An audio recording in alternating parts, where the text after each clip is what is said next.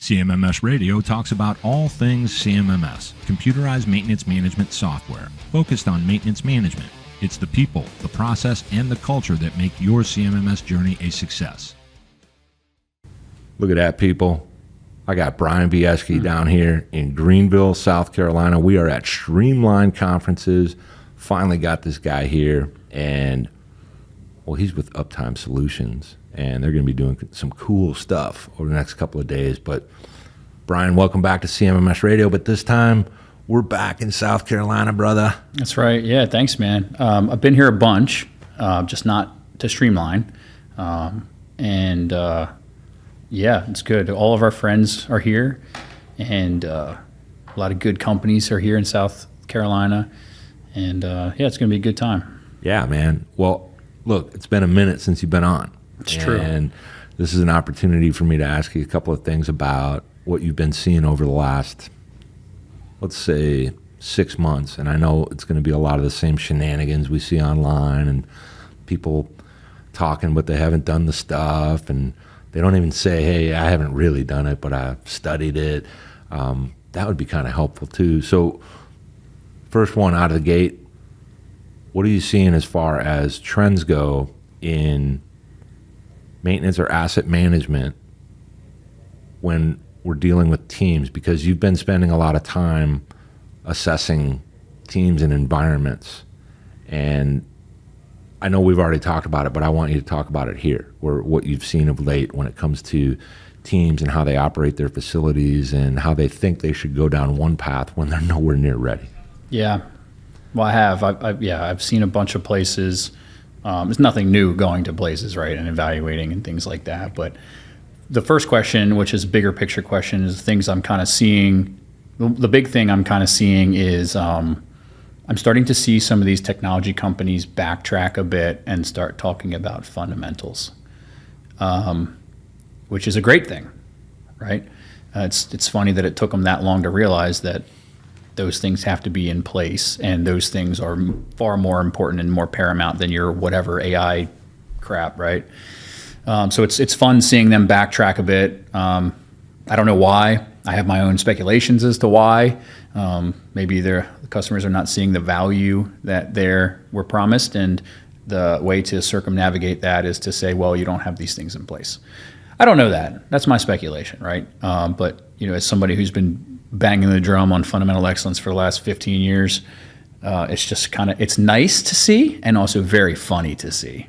Well, especially because it's late, and then you have to wonder, where are they picking up on how important this really is? Because we've all been saying it, right, and you've been saying it, all of our friends say it, and they're now starting to go, people are listening to that. Maybe we should start saying it, or what we're hoping is that they're all about it, and they're going to actually learn more about their clients and their clients' needs so that they can help them get across that next level or line. Yeah, I mean, I was sitting in my shop at home, 2 weekends ago, just chilling and tinkering and hanging out after the big snowstorm. My kids are out sledding and whatnot. I'm just sitting in the shop with the door open, just cold as hell, just hanging, tinkering.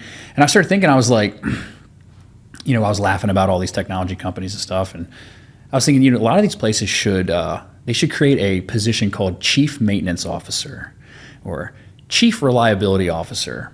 And that person is an executive at these tech companies that keeps these companies grounded in the reality of maintenance and reliability industry. So you have your chief financial officer, keeps you compliant, manages the money, does all the right things. You have your chief operating officer, which is like the top operator of the business, right? He's driving the plants, the facilities. He's creating that transparency, that alignment of all these different places. You got your CEO, right? He's top dog. You got chief marketing officer, you've got chief people officer, you've got all these chiefs, right? Well, where's the representation from our boys in the maintenance and reliability in those places, right? Somebody needs to have that master expertise of maintenance and reliability at that executive level. A lot of times, even myself, I've been a vice president. They have it, right? They can do it, right? But if you got someone in the C-suite talking all the mess that we love, you probably get some good buy-in, right?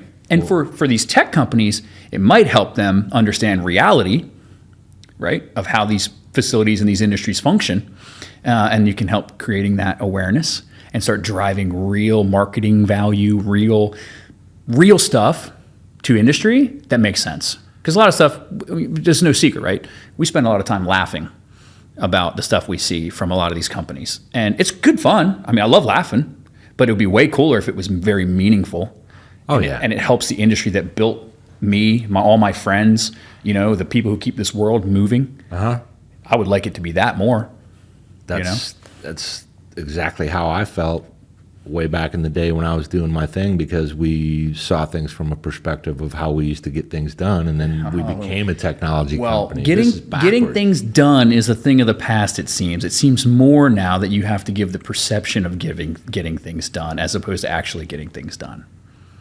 And that's why a chief maintenance officer would be wonderful, because then they could actually implement scalable, big strategies to the organization that are going to be highly meaningful and are going to be directed at action and not the illusion, or as my favorite saying is giving you the feeling of motion without moving.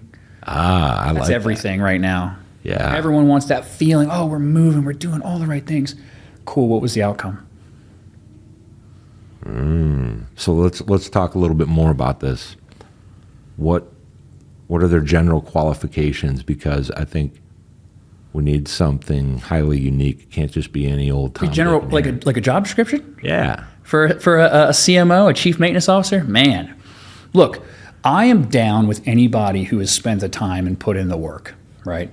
Maintenance manager, director, maintenance supervisor, a mechanic, anybody, give them a shot, right? Someone who's in your industry or a part of your industry who's been out there producing and driving action and making meaningful change in organizations, not perceived change, real change.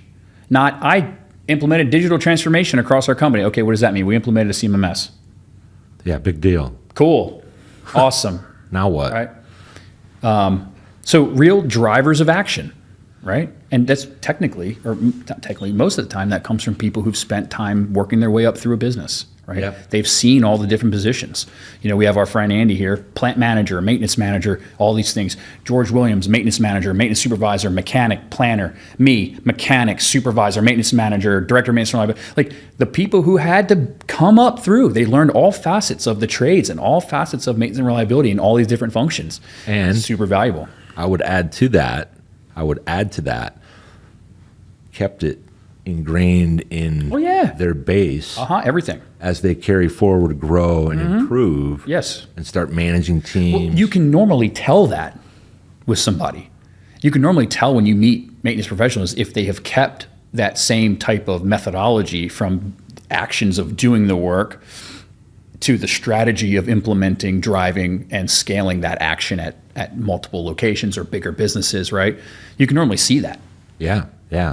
Well, you and I have talked about this over the last, I think, year and a half maybe, where the concept of a chief maintenance officer is a much needed thing. Yes. The reason I asked about like the job description is that, people will hear this and they might say, that's a great idea, let's go do it. And then who are they going to get? It can't just be any old Tom, Dick, and Harry. You got to have the right. Yeah.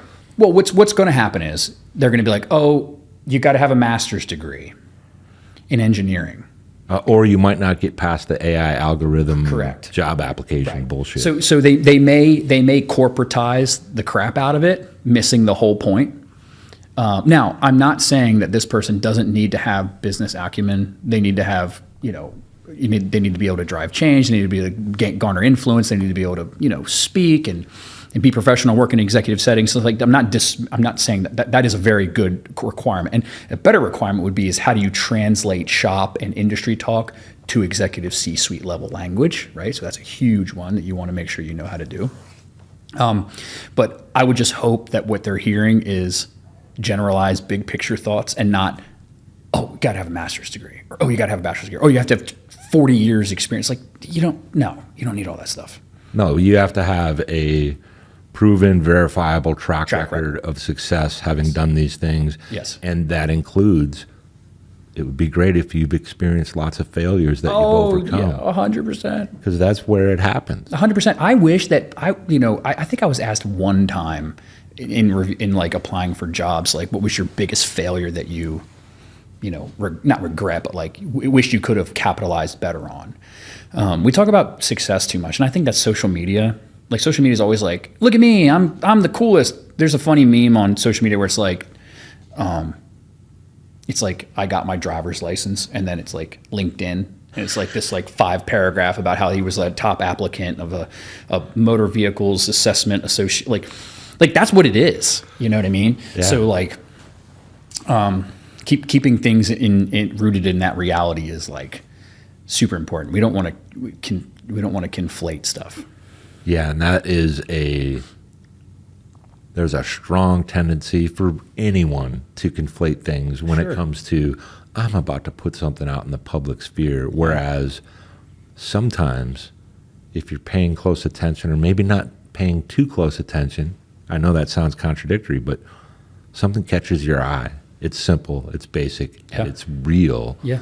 And if you don't understand it, move on. Sure. But if it catches you and you understand it, that's probably the right kind of stuff. I mean, but hearing about people's failures is super important. You know, it's like, it's easy to be on top all the time and just win, you know? Yeah, but what is winning? Winning can teach you a lot, but failure can teach you so much more. It's like I was telling you today about my son and his wrestling, right? Oh, yeah. And how he's undefeated.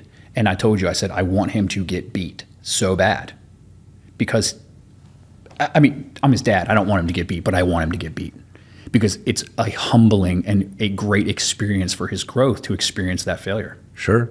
Now, if he never experiences it, cool, but it'd be good for him to experience it.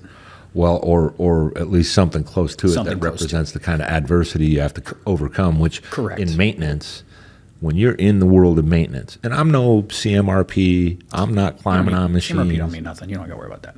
But the thing about being in these environments and doing the work and screwing up, that happens every day, all day, everywhere. Yeah. And it is everything.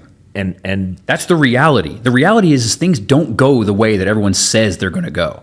That's right. And you have to sign up for that. Yeah. You have to say, today, you and I have talked about this, when you're with your team and you're doing this right, and this might even relate to the chief maintenance officer, is the actual willingness and being all about embracing the mutual suck. Yeah. And saying, hey, what do? I fix problems. See ya. I mean, you get into it. You walk into a firestorm, and I mean, the reality of maintenance and maintenance organizations in the whole world is failure. That is the reality. Yeah. If anybody tells you, I mean, there are some very, very high world-class places that are very good, but that they are the exception. They are not the rule. The rule is a large portion of businesses are barely getting by. That's just the reality. They can have a CMMS, they can have AI, they can have condition monitoring, they have all things, but it don't matter. They're barely getting by. Yeah. You see it firsthand. I mean, you can ask any of these guys. They see it too, because they're in there every day walking the plant floor. Failure is important. It is. And it is reality. I tell people, like, working as a maintenance manager in a port, okay, where, demurrage is hundreds of thousands of dollars an hour if you delay the ship for discharge or unloading or whatever. And if something breaks down in the middle of the night and I'm the maintenance manager, it doesn't matter if they're going to solve it in 2 minutes. I'm getting a call. You know what I mean? Because everyone was going to want me to know. Or I mean, I want to know. Because 9 times out of 10 when I was maintenance manager, I was going there to fix the thing with my guys. Yeah. Right? So that's the reality of it. The reality is it's just not going to go the way you want it to go. And I think we should talk about that more instead of just making stuff up, being like, we have 1 billion% availability and we're 1 billion% reliable and we track MTBF and blah, blah, blah. Like, cool, man. They don't even know what they're saying, man. Well, it's the perception. Like you said. It feels real good to do those things, but is it impactful? You know what I mean? Yeah. That's stuff I think about all the time when I'm going places and I'm talking to people. I'm not going like, what's the coolest company that's using AI to predict failures this week? And I'm going to blog about it. I'm going, man, I wonder if that paper mill experienced a wild failure and how long they were down and what they do. What did the guys do to fix it? Or did they Band-Aid it to get it moving till the next shutdown? Like, what'd they do? How cool was it? That's what I want to talk about, because that's reality. Yeah, and that is reality, because sometimes, well, most times, you're not in a position to have the failure and go, okay, let's get into this right now and we'll figure it all out. And 3, 4, 5 days have gone by. You can't do that. Most places cannot do that. Now, there are in failure analysis, there is things called like preserve the scene, right? So like if a failure occurs, you're seeing that failure in its most recent state, so you can evaluate. A lot of times you get a failure and the operator hits reset 5 times or shifts this thing or adjusts this photo eye or, realigns this thing, and then you're showing up after a correction has been made and you don't understand the original failure mechanism. Because it's gone. Because it's gone, right? But preserving the scene is important, and understanding all those things is very important. But the reality is you can't always do that. Like one of my favorite posts I recently saw was a guy posted a picture of a grid coupling had failed, and they didn't have a grid, right? A grid coupling to replace this coupling. So they aligned it, but they welded bars across the coupling. And all these people were trashing this cat. And I'm like, no, dude, that's every day in facilities and in plants, and that's every day. Well, that's not some crazy thing where like, oh, they're hack jobs. They did it. Like, no. That's happening. And I've done it. People I know, world-class people I know have done it, because you got to keep moving. What are you going to do? Just go, well, we don't have a grid coupling, so we'll just tell everybody we're down for 2 weeks while it shows up. Yeah. Is that world-class? Not even close. It's the exact opposite. That's what I mean. You gotta, back in the day, we used to say you gotta shake, bake, and manipulate. Right. I mean, but the thing is, this guy had posted that as like, kind of like he was very proud of himself and his team for getting this thing back. And I'm like, hell yeah. Like, he should. But you wouldn't believe what people were saying. Like, and that's what I mean. There's this fake maintenance and reliability ecosphere, and then there's a real one. Well, the real one appreciates it because they know exactly what they're looking at. They know that context. They've experienced it. They've had the calls at 3 a.m. like you. There's a fake one and there's a real one. And then the fake one is everybody that's looking for this opportunity to participate and tear people down. Or look like they're the best. Well, we already know, though, if they really were, they would have said, man, nice work, you recovered, man. Heck yeah. And then maybe a good chime in on something like that would be, great recovery, man. What have you guys figured out about what you're going to do next? Can you talk about that? Right. Totally okay. I've welded, bolted stuff to get us by for a couple days, a week, while stuff showed up or while we were preparing, taking a gearbox out of storage, right? When you store gearboxes, you fill them all the way up, you plug them, you cosmoline the shafts, you make sure they're good, and you got to drain all that out. You got to take all that. So there's a lot of time that takes to get, even if you have the spare on site, it could be 10, 12, 14 hours or whatever it takes to get it done. If you can make it to a down day or make it to where that ship has left port and you just threw the ship now, it took 4 hours to weld it. Yeah, you'll eat that. But now that ship will be gone in 4 days, and now you can spend a week tearing that gearbox or that shaft or that pulley or drive out and then do it the right way. Great. Yeah. Well, nothing wrong with that. What if you have a failure on something where the part no longer exists? You got to go to the fab shop and you got to find a way. And that's what that dude did. He said, hey, I got to make this work. That's right. And also, too, another thing that's disappearing is tool and die machine shops in facilities. Tool and die shop, they're making stuff for you on a day-to-day basis to support your equipment that maybe you can't get parts for, or it's more cost-effective to have a machinist on site to turn that pulley or to turn that shaft and buy it for $18,000 and wait 3 months to get it. Sounds like a CFO went crazy with the red pen. Well, if you had a CMO, Chief Maintenance Officer, he could stop that, or at least educate that CFO. Or at least have the conversation about, hey, for our business, it makes sense for us to pay and have a machinist. All right, folks, are you hearing this? Because you really need to. And if you haven't picked up on all this, you got to go back and start from the beginning, because this is why I have these, what I call bona fide experts, real deal pros on CMMS Radio, because this is to help you. This is not for anything other than to help you, to inspire you and get you thinking. Be careful who you listen to. I am very comfortable and confident, not overconfident, just confident, that when you listen to my people like Bryan, which I'm so thankful for these conversations, man, it's going to help you. It's going to fire you up, and you're going to understand that you might have been thinking about this the right way, as opposed to all the shiny things that are out there and all the people that are trying to make fun of people that really know how to solve problems, man. Yeah, I mean, we just sticking on this for just a couple minutes. Like, one organization I worked at, we relied heavily on custom equipment that was made in the Netherlands. So everything we bought was, passivated stainless steel and like Delrin and acetyl shafts and conveyor, like all stuff. Now they have equivalents here in the United States, but the company was so new, they were like totally in bed with the OEM. Like they were like, we can't deviate from the OEM or we'll void our warranty, which is true to a point, right? Yeah. And that's okay in some respects, but you start looking at costs associated with that. It doesn't make sense, right? So that was that's not the first time, probably the third time where I went to leadership and I was like, hey, we need to hire machinists. And we can buy a little grizzly lathe from McMaster Carr. It's only got to have 48 inches between chuck and tailstock. Like, we don't need something giant. We're only cutting acetyl and Delrin and plastic, mainly maybe some stainless steel every once in a while. Dude, we took the cost of the freight from Netherlands and spares. We were literally making the parts. The existing inventory, I had revamped the inventory, and we would take parts from the inventory that were long lead, expensive items from Netherlands. I'd take one down to the machine shop to Raul and say, hey man, make me 5 of these. Yeah. It costs $500 for 5 of them, when one of them from the manufacturer was $2,000.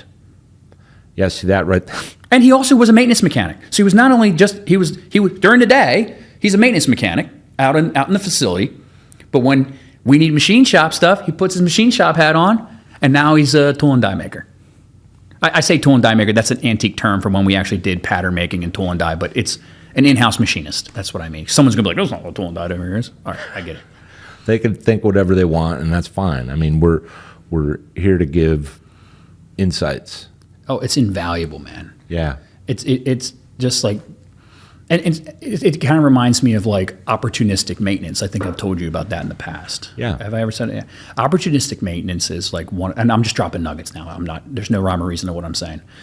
Opportunistic maintenance is where, say you experience a breakdown, okay, and line 1 is down and we got to replace X motor.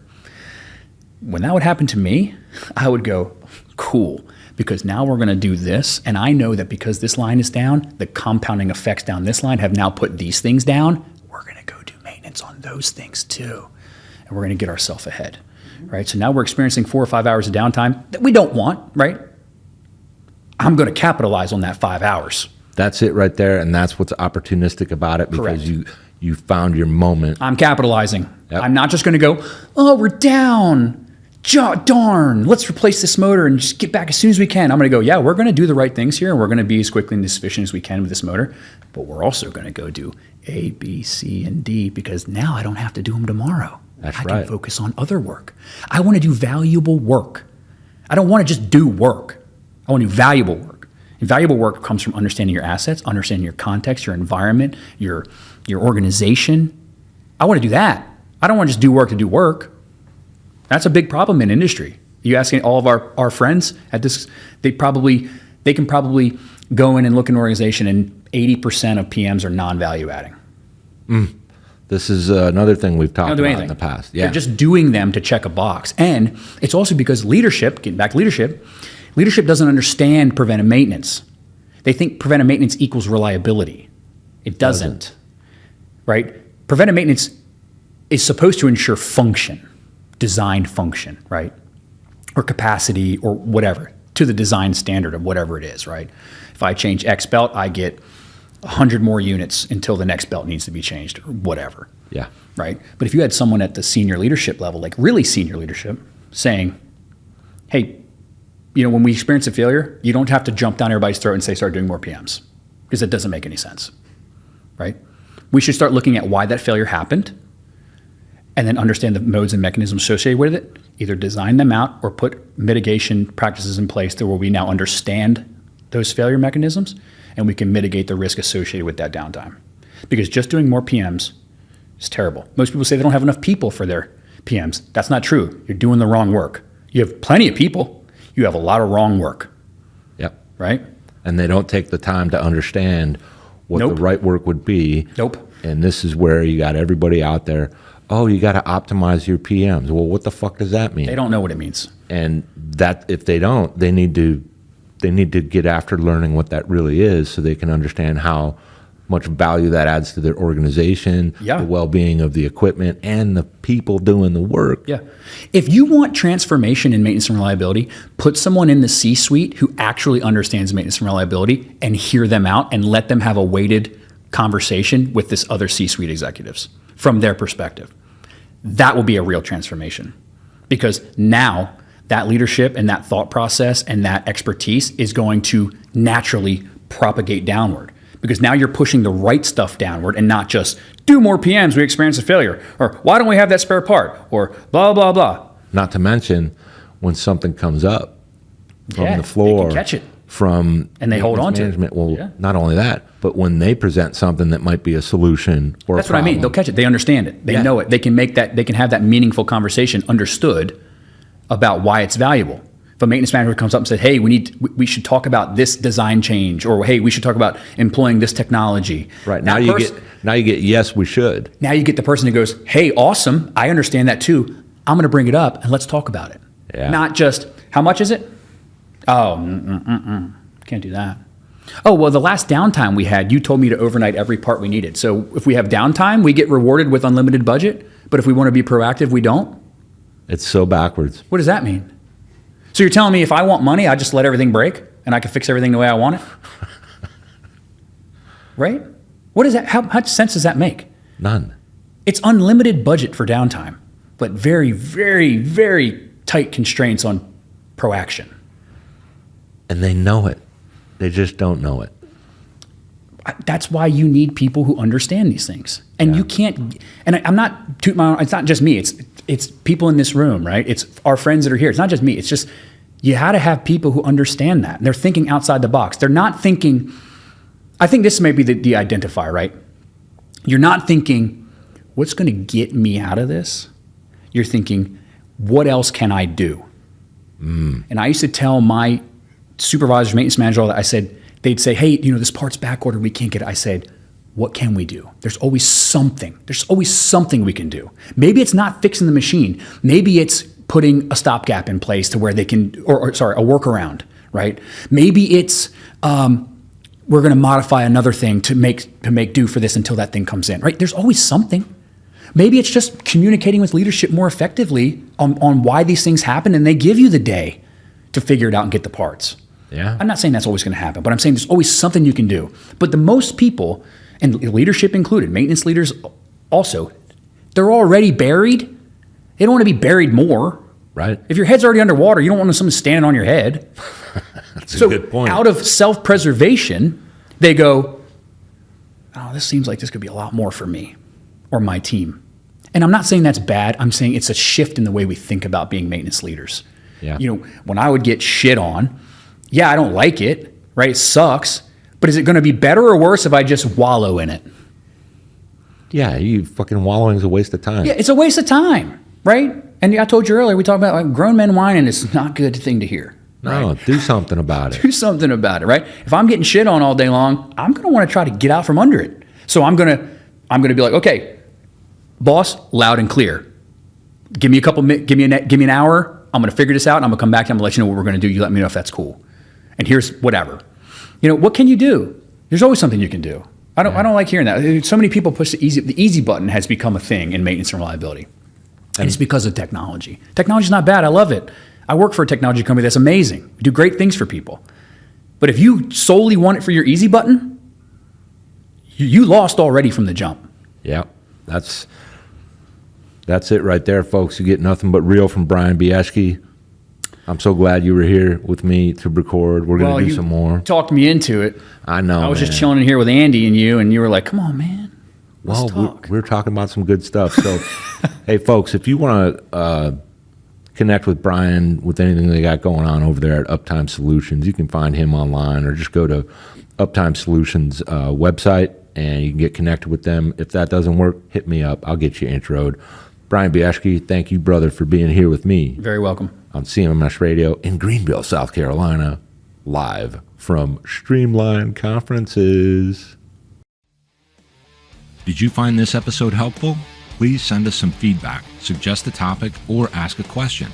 Reach out to CMMS Radio if you need a co-pilot on your CMMS project. Visit CMMSradio.com and use the What's on Your Mind link. Thank you for tuning in to CMMS Radio, your resource for all things CMMS, from selection to implementation, to help you make better choices, learn from industry experts, and have a successful CMMS journey.